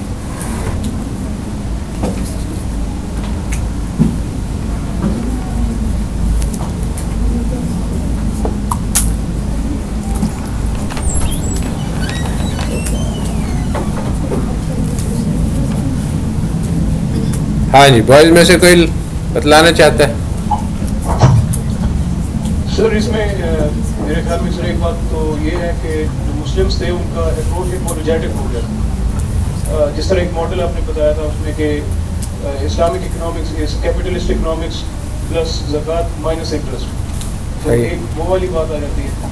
تو میرے خیال میں اس طرح کے اپروچز جب شروع ہو گئے اس کی وجہ سے جو ہے نا یہ ایوولوشنری آپ کہہ سکتے ہیں کہ کائنڈ آف اپروچ ہے، یہ ریولوشنری نہیں ہے. صحیح ہے تو ایوولوشنری. تو مگر یہ اس میں یعنی غلطی کیا ہے، پرابلم کیا ہے کہ وائی از اٹ ٹرو کہ اسلام از ناٹ کیپٹلسٹ پلس زکوٰۃ مائنس انٹرسٹ.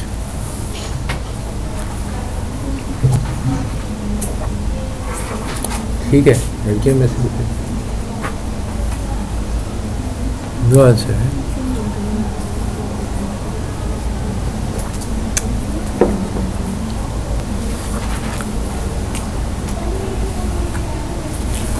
دیکھو بات یہ ہے کہ جو میں نے کہی، جو عظمیٰ نے بھی کہی کہ جا کے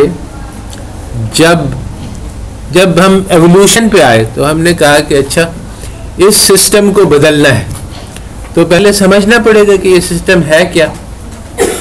تو جب ہم نے اسٹڈی کیا کہ بھئی یہ سسٹم کیا ہے، بینکس کیا ہیں اور یہ نظام کیسے چلتا ہے، تو اس کے لیے ہمیں ویسٹ کا طالب علم بننا پڑا. اگر ہم یعنی وہ کام کرتے جو کہ ریولوشنری والے کہہ رہے تھے کہ اس کو جڑ سے اٹھا کے پھینک دو، تو پھر ہمیں ضرورت نہیں تھی اس کا تجزیہ کرنے کی کہ اس میں کون سا انگریڈینٹ ہے. سب چیز کو کچرے میں ڈالا، ہم اپنا نیا سسٹم لے کے آئیں گے تو پھر ہمیں اس کو یہ سمجھنے کی ضرورت نہیں کہ ویسٹرن سسٹم کیسے چلتا ہے. مگر اگر ہم اس کو ماڈیفائی کرنا چاہتے ہیں تو پھر ہمیں سمجھنے کی ضرورت ہے کہ یہ کیسے چلتا ہے، کہ کہاں سے اس کو چھیڑا جا سکتا ہے، کہاں سے اس کو چینج کیا جا سکتا ہے. تو جس میں سے ایک بات یہ بھی ہے کہ بھئی یہ سسٹم جب انہوں نے دیکھا تو کہا کہ ہاں اس میں سود تو بہت ایک بنیادی اس کا ایک جز ہے اس کے بغیر تو سسٹم چل نہیں سکتا. تو اب ہمیں ایک اسلامی سود لانے کی ضرورت پڑی، کیونکہ اگر ہم اس کو اسلامائز کرنا چاہتے ہیں تو وہ سسٹم تو اس کے بغیر چلتا ہی نہیں ہے. اگر ہم اس کو پھینک دیں تو ہمیں کوئی پرواہ نہیں، ہم نیا سسٹم لے کے آئیں، ہم اسی کو چلانا چاہتے ہیں، وہی مشین. تو اب اس میں سود ہے، وہ تو حرام ہے. اب اس کے متبادل لانا ہوگا ہمیں کہ وہ سسٹم بھی چلے اور اسلام کے بھی موافق ہو. تو جو اصل بات ہے وہ یہ ہے کہ انہوں نے یہ بات کہی ویسٹ والوں نے، اور بھی کہہ رہے ہیں کہ یہ جو اکنامک تھیوری ہے یہ سائنس ہے، یہ پازیٹیو ہے، یہ ایک کلیکشن آف فیکٹس ہے کہ کنزیومرز جو ہے میکسیمائز کرتے ہیں یوٹیلٹی کو، حالانکہ یوٹیلٹی کو کسی نے دیکھا نہیں. فرمز جو ہے میکسیمائز کرتے ہیں پروفٹس کو، حالانکہ یہ بالکل غلط ہے. یعنی بے شمار امپیریکل سٹڈیز کہ فرمز ایکچولی کیا کرتی ہیں، انہوں نے دکھلایا کہ firms do not maximise profits. بہت کچھ کرتے ہیں مگر پروفٹس میکسیمائز نہیں کرتے. تو حالانکہ یہ تھیوری ایک محض ایک تھیوری ہے جس کا گراؤنڈ ریالٹی سے کوئی تعلق نہیں، مگر دعویٰ ان کا یہ ہے کہ دیز آر فیکٹس، اور فیکٹس سے کوئی انکار نہیں کر سکتا. تو جس طرح سے ہم یہ نہیں کہیں گے کہ بھائی ہم ایک اسلامک فزکس لے کے آئیں گے اور ہم لا آف گریوٹی کو چینج کر دیں گے کہ یہ تو ویسٹ والوں نے بنائی ہے، اسی طرح سے انہوں نے کہا کہ ہماری اکنامکس جس طرح سے اکنامک سائنس ہے، سوشل سائنس ہے، جس طرح سے فزیکل سائنس ہے، ان دونوں میں کوئی فرق نہیں. انہوں نے یہ کہا یعنی ویسٹ والوں نے، اور ہمارے جو اسٹوڈنٹس تھے جو کہ وہاں اکنامکس اسٹڈی کرنے گئے تھے کیونکہ ان کو اپنے سسٹمز کو بدلنا تھا، انہوں نے بھی اس بات کو تسلیم کر لیا. جب انہوں نے اس بات کو تسلیم کر لیا کہ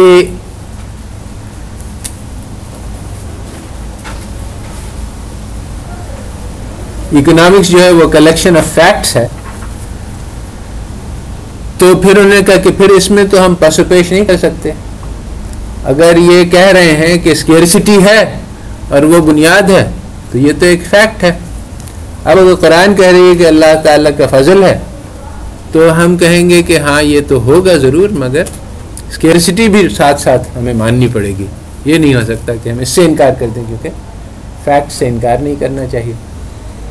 تو اب اس کو ہم کہیں گے کہ یہ ایک مثال کے طور پہ کہا ہے، یا یہ ایک جنرل بات ہے اور بعض وقت صحیح ہوتی ہے بعض وقت نہیں ہوتی ہے، یعنی کوئی نہ کوئی تعویل نکالنی پڑے گی.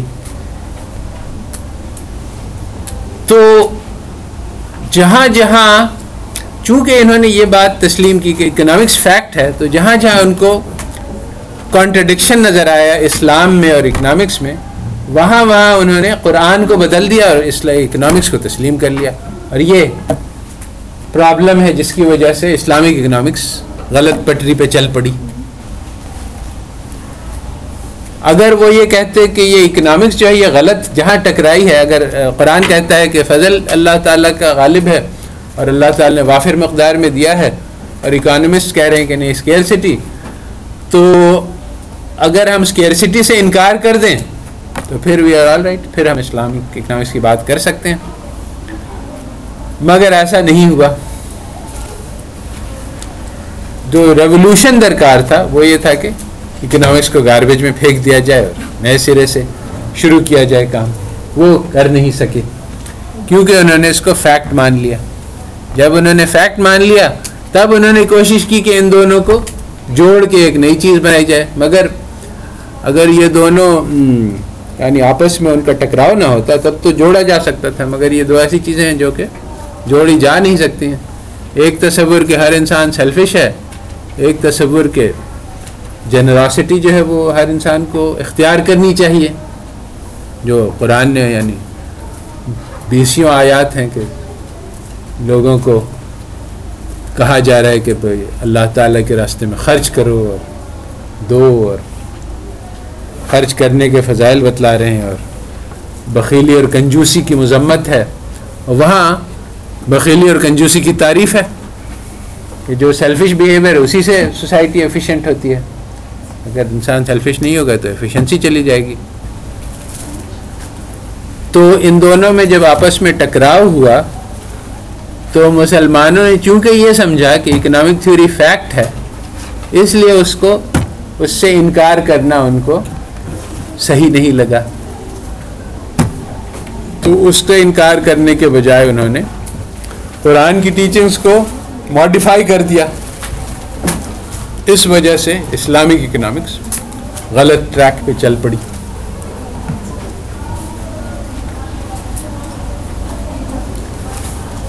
تو اب جو کام ہمارے سامنے ہے اسلامک اکنامکس کے اعتبار سے، وہ تو ایک بات تو یہی ہے کہ اس بات کو واضح طور سے ثابت کرنا کہ جو اکنامک ٹیچنگز ہیں وہ غلط ہیں. اس کے لیے میرے یعنی کئی آرٹیکلز ہیں اس موضوع پہ، مگر یہ ایک نیگیٹو کام ہے. ایک تو ہے لا الہ اور ایک الا اللہ.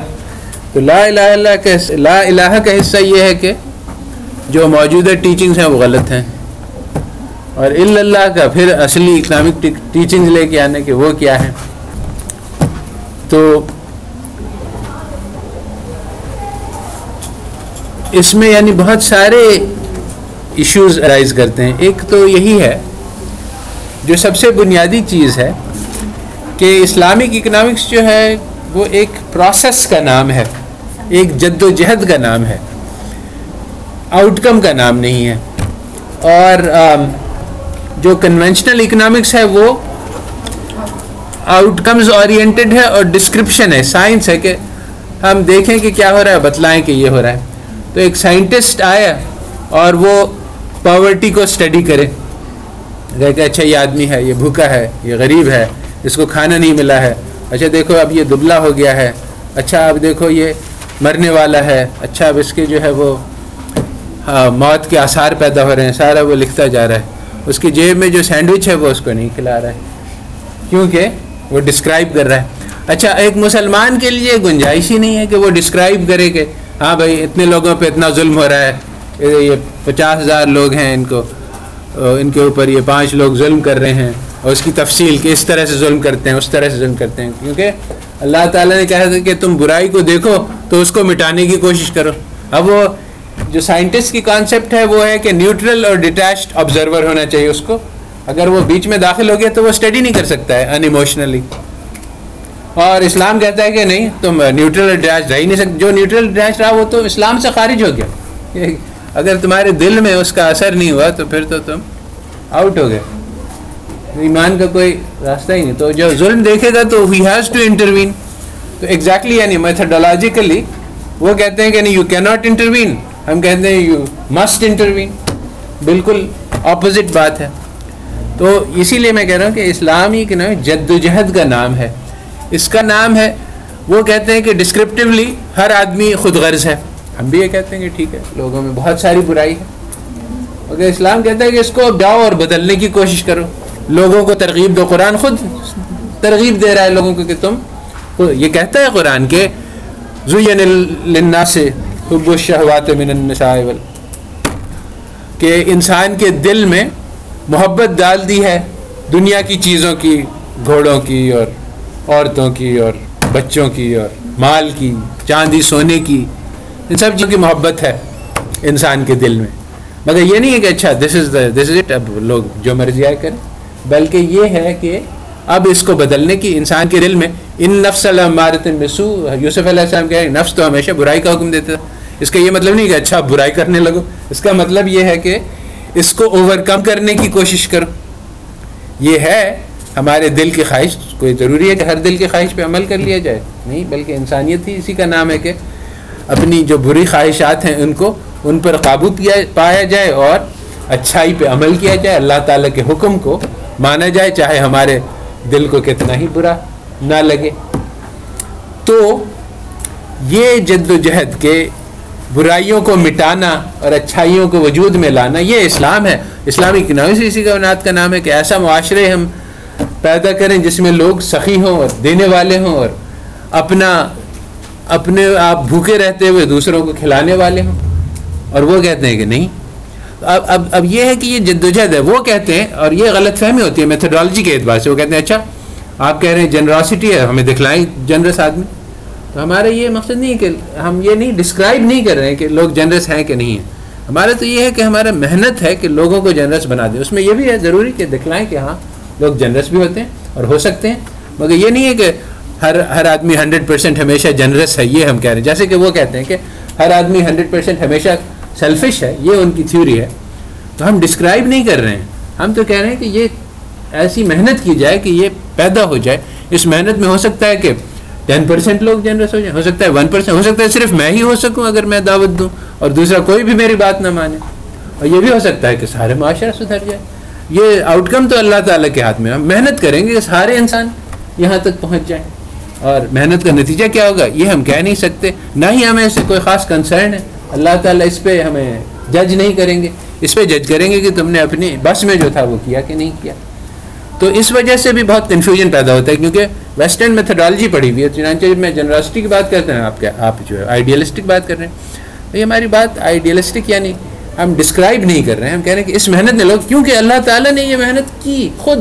اللہ تعالیٰ لوگوں سے کہہ رہے ہیں کہ بھائی تم جنرس ہو، اللہ تعالیٰ کو دو قرضہ اور اس کا یہ فائدہ ہوگا. اللہ تعالیٰ ترغیب دے رہے ہیں، داعی اولا ہے.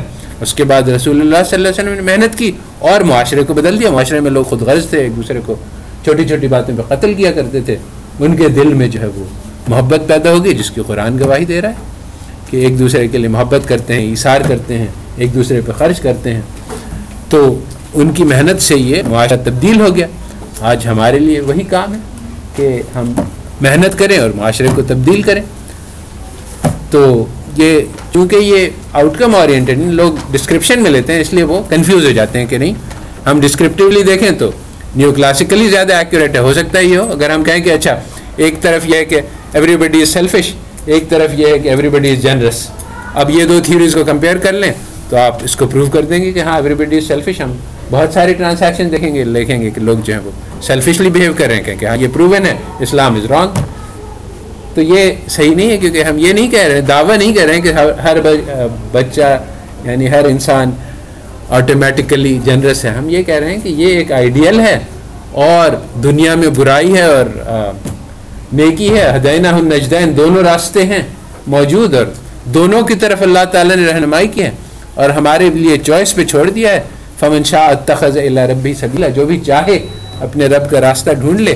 اب ہماری کوشش یہ ہے کہ ہم سب سے پہلے خود اپنے لیے اچھا راستہ اختیار کریں اور دوسرے یہ ہے کہ دوسروں کو دعوت دیں اور دیکھیں اس کا کیا اثر ہوتا ہے. ہو سکتا ہے کہ سب لوگ ہم بات مان لیں، ہو سکتا ہے کوئی نہ بات مانے. In any case it doesn't metre.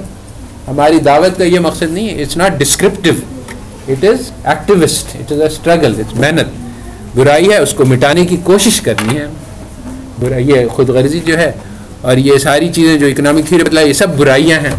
اب اس کو مٹانے کی کوشش کرنی ہے. تو کوشش کا نام ہے، یہ نہیں ہے کہ آؤٹ کم کا نام ہے. اس کی وجہ سے لوگوں کو کنفیوژن ہو رہا ہے. ٹھیک ہے. سبحان ربک رب العزت عما یصفون وسلام علی المرسلین الحمد للہ.